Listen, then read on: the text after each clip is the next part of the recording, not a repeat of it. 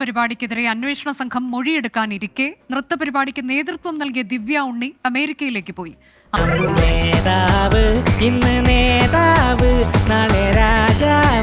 ആവശ്യമെങ്കിൽ ദിവ്യ ഉണ്ണിയെ ചോദ്യം ചെയ്യുമെന്നാണ് പോലീസ് നിലപാട്.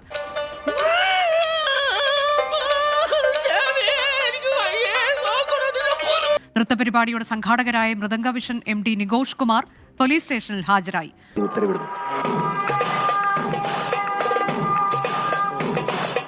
ഗിന്നസ് റെക്കോർഡിനായി കലൂർ സ്റ്റേഡിയത്തിൽ സംഘടിപ്പിച്ച നൃത്തപരിപാടിക്ക് നേതൃത്വം നൽകിയത് നടിയും നർത്തകിയുമായ ദിവ്യ ഉണ്ണിയായിരുന്നു.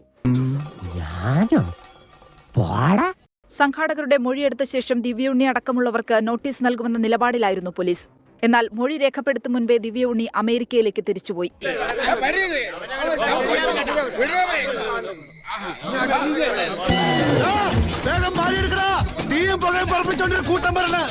ആവശ്യമെങ്കിൽ ചോദ്യം ചെയ്യാൻ ദിവ്യ ഉണ്ണിയെ വിളിപ്പിക്കുമെന്ന് Kochi city police commissioner Putta Vimaladitya പറഞ്ഞു. എന്നെ കൊല്ലാതിരിക്കാൻ പറ്റുമോ?